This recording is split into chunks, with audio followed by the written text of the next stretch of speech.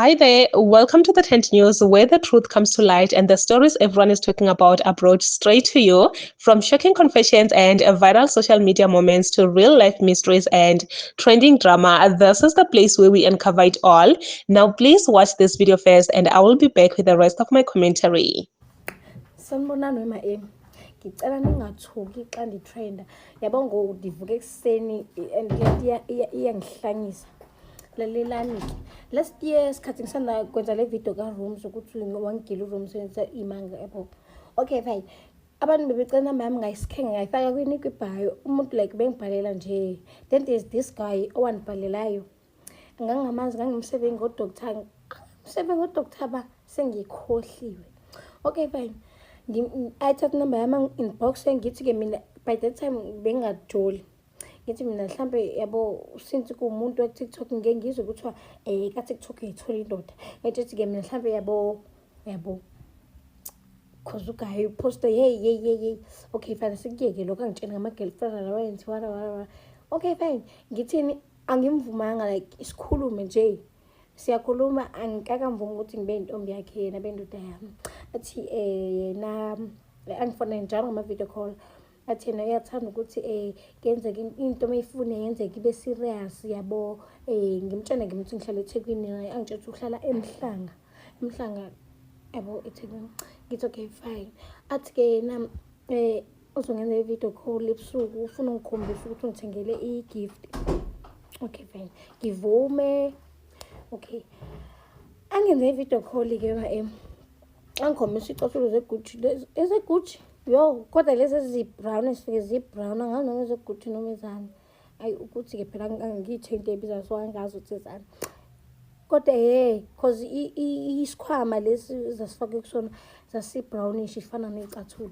Lalela-ke manje uguy siyakhuluma kwi-video call, athi yazi abantu abajola online bayachithelana ngenxa yokuthi abazenza izinto ezithize. Like nginga-understand ukuthi ukhuluma ngani, eziphi lezi zinto ofuna sizenze mina naye. Ngithi okay, like ufuna senzeni-ke ngizimprove loyalty yami na-prove loyalty yakho. Wathi ufuna senze izinto zasekamereni online. I was like, hayi bhuti, kanjani ngoku?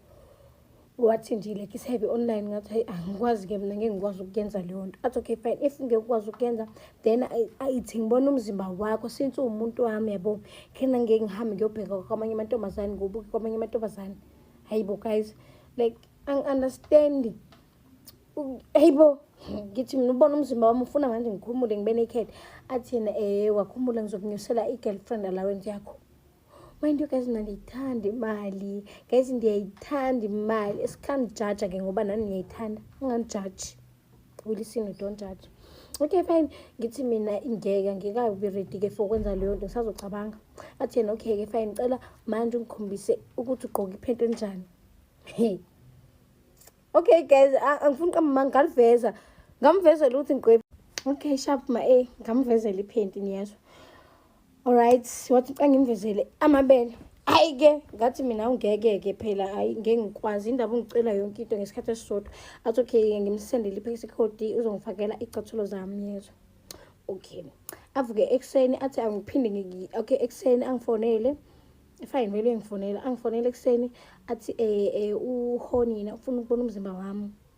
Guys, mina nje yonke lento engiyenza ngiyenzela imali, ngoba sengiyabona ukuthi shuthi lo muntu ngesathanana-ke othi ngithatha imali.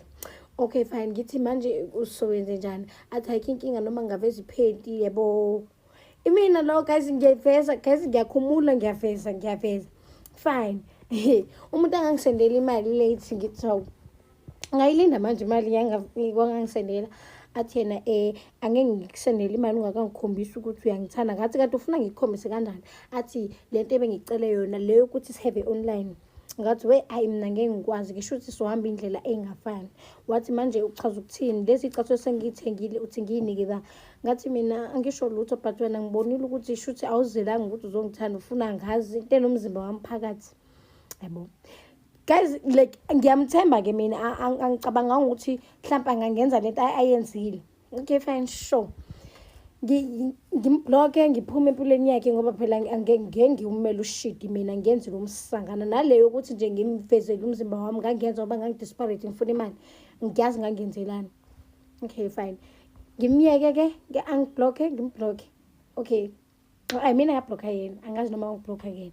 Hawu manje ekuseni ngiyavuka umngane wami uyangitshela ukuthi hawu Tommy uyamazi uSibanibani, ngithi mina like angazi ngixoxele bangani bami ngalo msangano, mina angazi ngibaxoxele ngoba umsangano.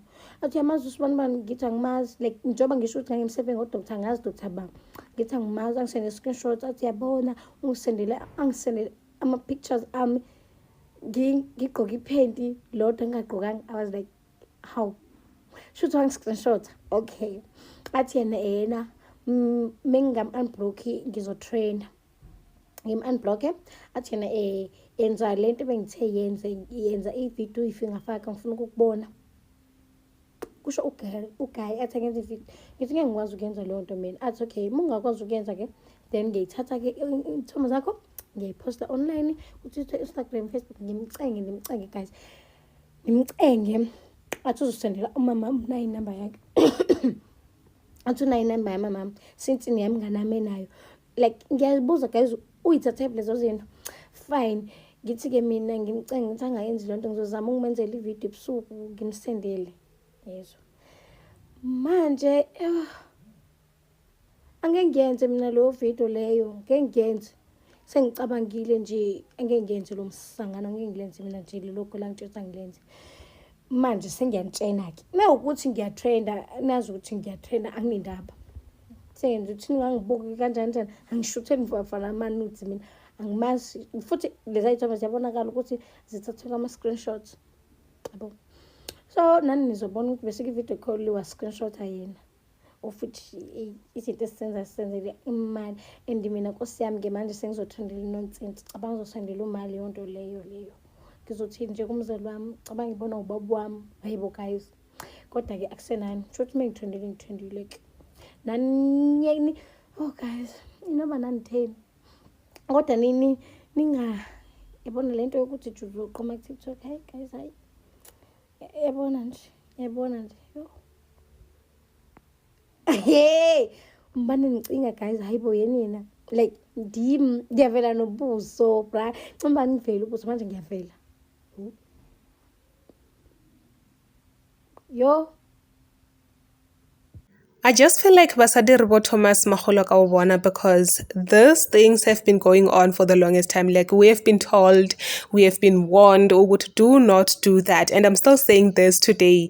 Ugut, do not send your pictures to your boyfriend, especially showing your face, because hey, trust me, it will end in tears. Like it will always end in tears, because once that guy realizes Ugut, he have got no power over you, he will use that against you.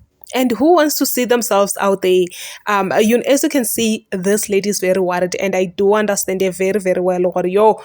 Now she's actually imagining everything, getting to her parents, getting to the people around her. How are those people going to react? Like, how are they going to look at her? It's so embarrassing. Like, it's really, really embarrassing. And I do understand why she's so stressed. And she had to actually put it out there. And I love her courage on this one. Like, with this one, I salute her. Uguti, she said, you know what, Ne? You are not going to do this to me. You are not going to use this against me. In fact, let me go out there and let people know this is what is happening. And once you do this, she have actually taken away the power. She claimed back her power. The person have no power anymore. Like, even if he can put the pictures out there, like everyone is aware and no one is going to support him. If there is one thing that people will do to him, they will actually tell him to say, you know what, Nay, like remove this.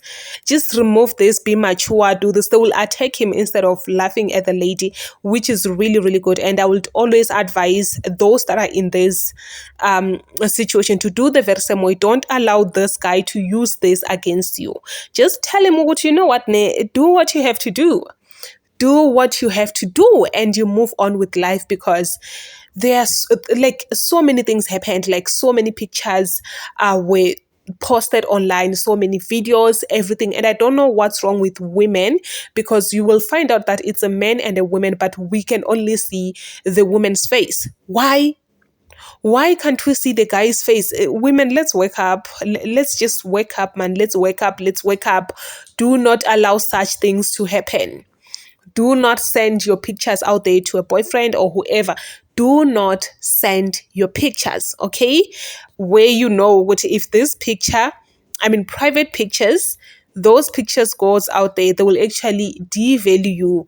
They will actually make you look like, I don't know, because it's really not good. It's really, really not good to see yourself out there. It's not good. It's not nice. What about your parents? What about your family? Like everyone in around you. What about those people? How are they going to look at you?